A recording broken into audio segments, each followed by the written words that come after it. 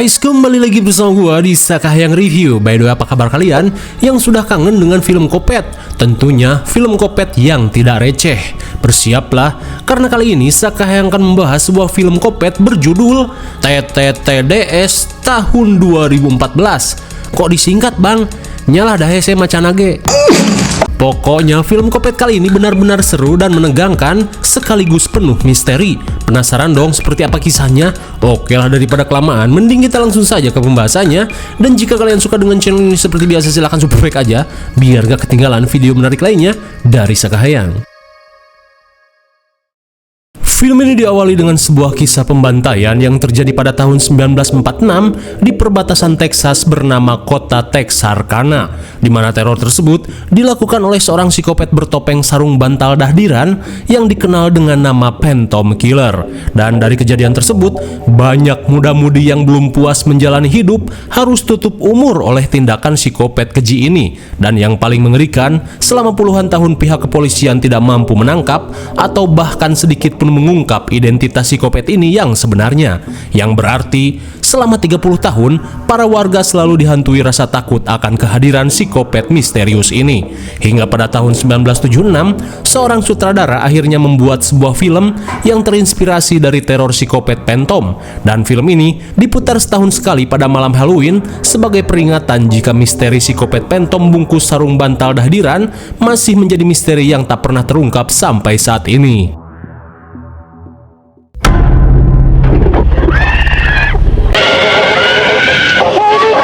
Singkat cerita, pada malam Halloween tahun 2013, seperti biasa para warga terlihat asik menonton layar tancap film psikopat Phantom. Namun beda halnya dengan sepasang kekasih bernama Corey dan Jamie. Mereka merasa jika film Kopet ini sudah terlalu basi. Kemudian Corey yang mempunyai ide berniat mengajak Jamie pergi ke suatu tempat yang dijamin akan lebih menyenangkan. Man, last time I saw this movie was when I was like, God bless you. Look at this now. This is a god. It's a godless film. That's good. You leave. This is a godless film.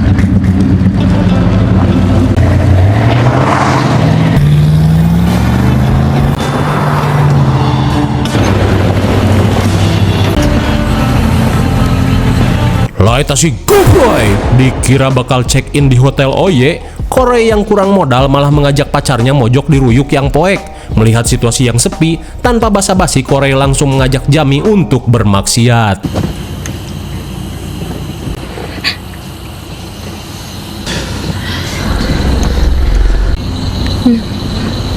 Saat maksiat akan dimulai, sontak Jamie pun kaget saat melihat sosok misterius yang mengintainya dari dalam ruyuk. Melihat sosok tersebut, Corey merasa jika itu hanyalah orang gabut yang berniat menakut-nakuti mereka. Terlebih malam ini adalah malam Halloween. Akan tetapi, Jamie yang merasa takut meminta Corey untuk segera pergi dari tempat ini. Oh my god! Dikira orang biasa, rupanya sosok ini adalah psikopat legend bertopeng sarung bantal dahdiran. And Daddy know where you were tonight, boy? They're dead. Di tengah kepanikan, psikopat ini meminta Corey untuk tiarap, sementara Jamie diancam untuk jangan melihat apa yang akan ia lakukan. now please can.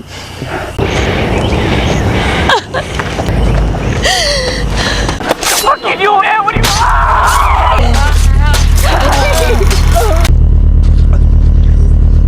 Betapa syoknya Jamie saat melihat ayangnya tewas di akupuntur Kopet.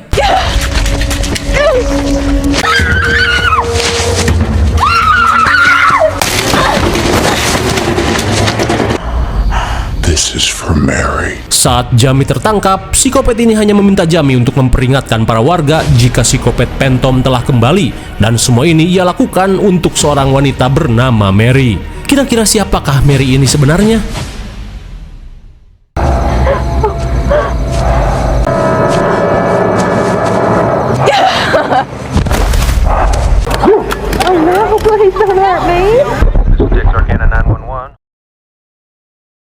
Singkat waktu, Jami yang sedang menjalani perawatan terlihat dikunjungi beberapa petugas untuk menanyakan insiden yang menimpanya. Di tengah interogasi, Jami pun merasa heran karena psikopat itu hanya menghabisi Corey dan membiarkan dirinya selamat. Namun yang jelas, psikopat sarung bantal berkata jika semua ini ia lakukan untuk seorang wanita yang bernama Mary, di mana psikopat ini menginginkan warga kota untuk kembali merasakan kengerian 67 tahun lalu. Setelah mendengar penjelasan Jami, Sheriff Under berencana menugaskan anggotanya untuk berjaga di depan rumah Jami sampai situasi terkendali. It is unreasonable to try and find me. Like a lost reel from the town that dreaded sundown, and like Sepulangnya ke rumah, Jami yang penasaran menanyakan asal-usul psikopat Phantom pada neneknya yang bernama Lilian.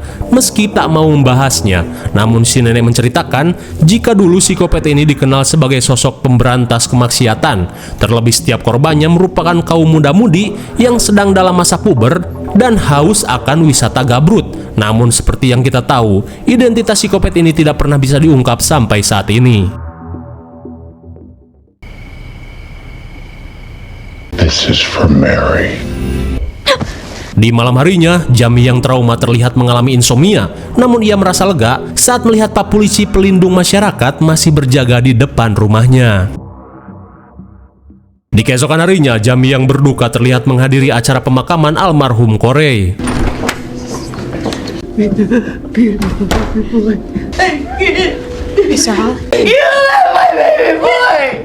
Tapi sayangnya, ibu Corey yang tak terima malah menyalahkan Jami sebagai penyebab kematian putranya.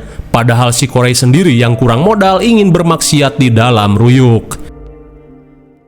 Singkat cerita, 3 minggu kemudian, scene beralih pada seorang kewes pirang bernama Kendra yang baru saja tiba di Ojon Airport untuk menyambut kedatangan kekasihnya yang baru pulang dinas berjaga di acara hajatan. Di malam harinya, setelah melepas rindu dengan gabrut 8 ronde, si ayang bernama Dani berniat untuk keluar sebentar mencari udud. Hingga saat Dani pergi, Kendra yang bosan bermaksiat berniat memberikan kejutan cincin lamaran pada kekasihnya. Namun tak lama kemudian, Kendra pun heran saat mendengar seseorang yang mengetuk jendela kamarnya.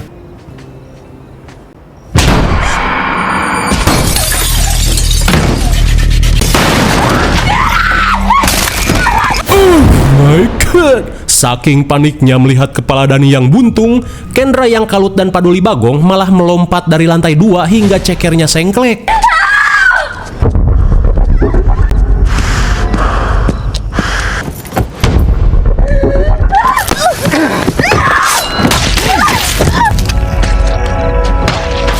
Naas sekali baru saja niat ingin menyudahi kemaksiatan, pasangan ini keburu ketahuan psikopat hingga dihabisi sebelum sempat bertobat. Sementara di sisi lain, Jami pun terbangun saat mendapat panggilan misterius, di mana si penelpon berkata jika dirinya tidak akan berhenti meneror kota sampai Jami membuat semua orang mengingat sosok Mary. Texarkana has awoken. This time, 2 people were His girlfriend, Kendra Collins, when they checked killed, their bodies mutilated almost beyond recognition. Singkat cerita, teror psikopat Phantom kembali membuat warga dan media massa merasakan kengerian yang pernah terjadi 67 tahun silam. Dan kini, para warga dihimbau untuk memasang keamanan ekstra dan mampu mempertahankan diri menggunakan senjata api. Sementara pihak kepolisian masih berusaha untuk mengungkap siapa sosok bertopeng sarung bantal dahdiran ini yang sebenarnya. Singkat waktu, Jami yang ingin mengetahui lebih dalam tentang kasus psikopat Phantom terlihat mendatangi gedung penyimpanan arsip kota dan meminta bantuan seorang petugas bernama Nick. Hingga setibanya di ruang arsip, Nick mempersilahkan Jami untuk mengecek sepuasnya tentang segala hal yang berkaitan dengan kasus psikopat Phantom.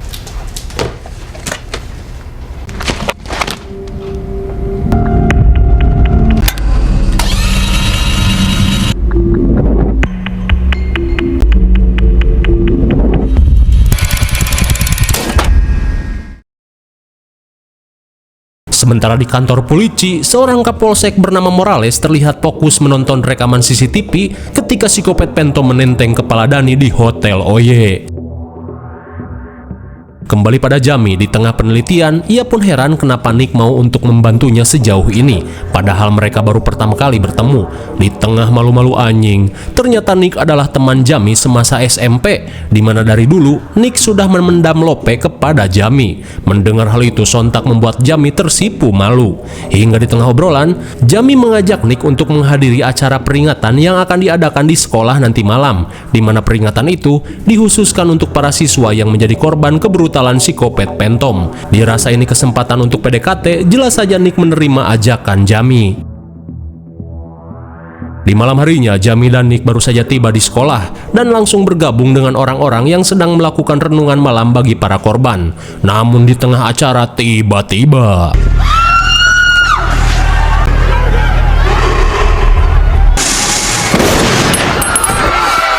aneh sekali, tiba-tiba psikopat Phantom muncul begitu saja seolah menyerahkan diri.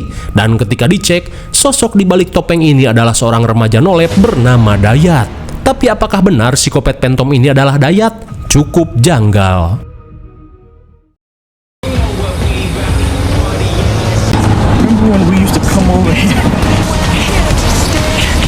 Singkat waktu, scene beralih pada pasangan laknat kaum Nabi Lut bernama Johnny dan Roy. Setelah mendengar kabar jika psikopat Phantom telah dihabisi, mereka yang merasa bebas berniat untuk melakukan aksi menjijikan di tempat rongsokan. Namun baru saja akan beraksi tiba-tiba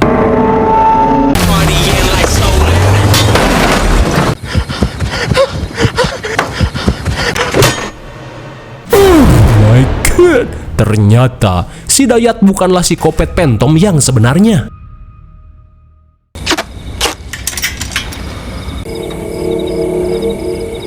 Beberapa saat kemudian, setelah menyiksa Johnny, kini giliran Roy yang akan menerima azab atas perbuatannya yang laknat. Di saat itu pula, si Johnny yang babak belur seperti maling ayam langsung di headshot dan modar di tempat.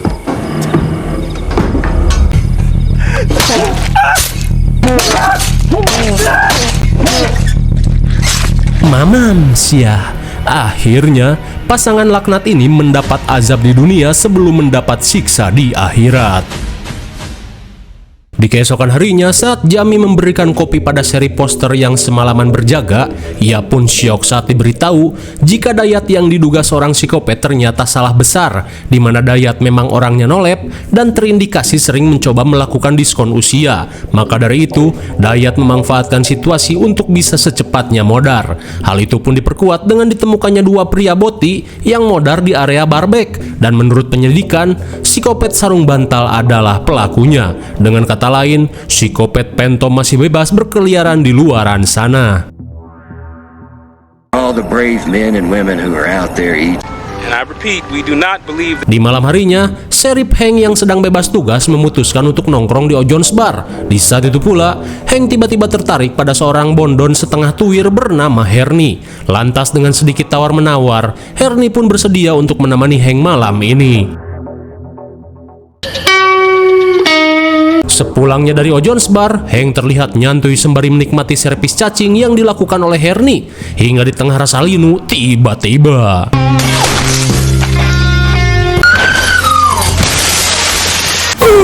my god, pantas saja cacingnya langsung lemas. Hernie pun kaget saat Hank modar di headshot psikopat. Di tengah kepanikan, Hernie yang tahu ajalnya akan segera tiba berusaha untuk ngabret ke dalam ladang. Kemudian, dengan teknik tikus sawah, Hernie berusaha untuk menggocek pencarian psikopat.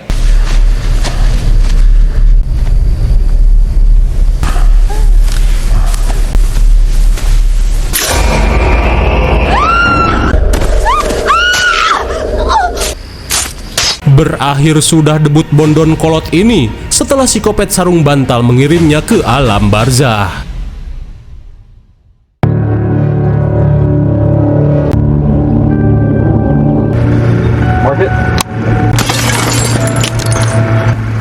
My daddy, if you're going to Hollywood, but Oh, yeah. Di keesokan harinya, Jamie dan Nick kembali berusaha mencari petunjuk dengan mengunjungi anak si pembuat film Kopet bernama Charles.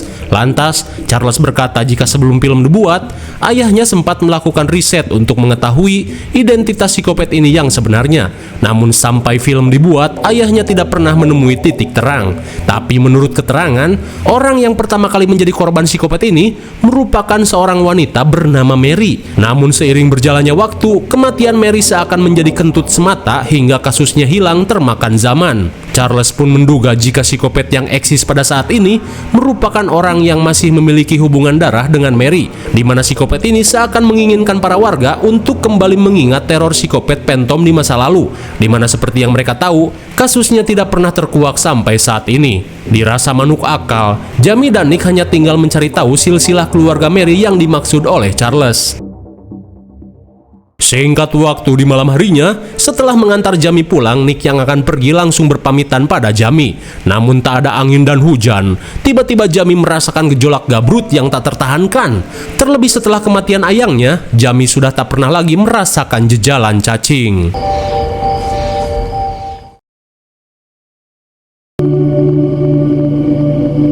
Singkat waktu setelah gabrut brutal 7 ronde, Nick yang tak ingin digerebek Pak RT memutuskan untuk segera pulang.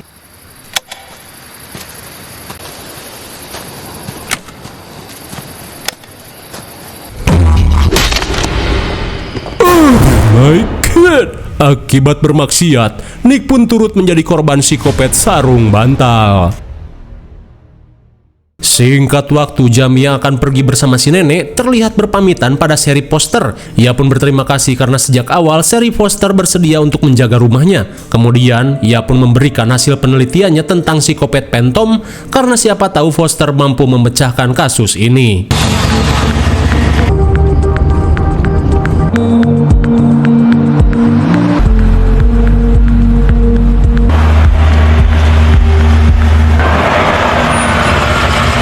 Di tengah perjalanan, Jamie yang merasa ngantuk memutuskan untuk membeli kopi di Ojon Mart.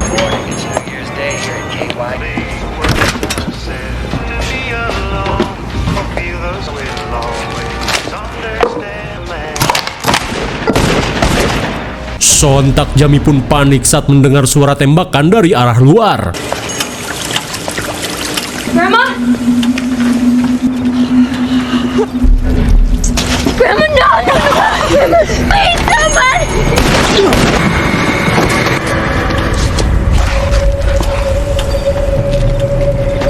Melihat neneknya sudah tak bernyawa, Jamie yang merasa kembali diincar berusaha untuk kabur menyelamatkan diri.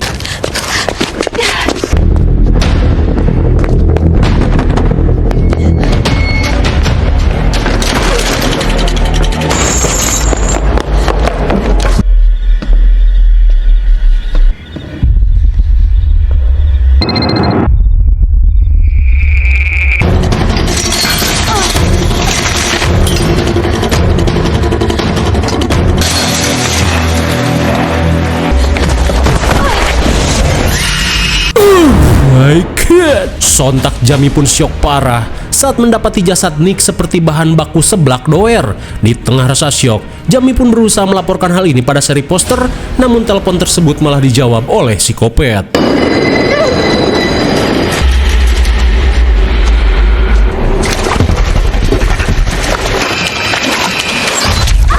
Suwe sekali Jamie pun harus pengkor setelah cekernya terkena tembakan crossbow. Di tengah rasa nyut-nyutan, Jamie pun panik saat menyadari jika psikopat sarung bantal ini ada 2 orang.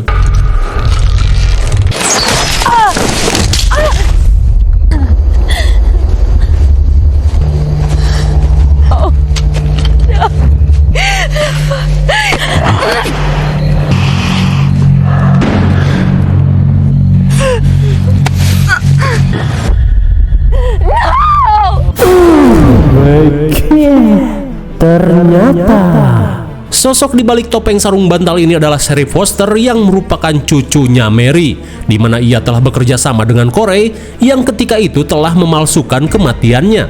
Foster pun berkata jika semua ini ia lakukan untuk membuat warga kota yang telah melupakan kematian neneknya kembali mengingat kengerian yang terjadi di masa lalu. Sementara Corey hanya seorang bocah yang terobsesi untuk menjadi seorang psikopat. Be part of something special. I wanted to be remade that. Tanpa diduga, selama ini Foster hanya memanfaatkan Corey untuk melancarkan rencananya, dan kini tuduhannya akan tertuju pada Corey yang telah ia habisi. Lantas, ia hanya perlu menghabisi Jamie, lalu semua akan berjalan sempurna. I caught the two kids who did it. She killed her own grandma. Only because the thing is out.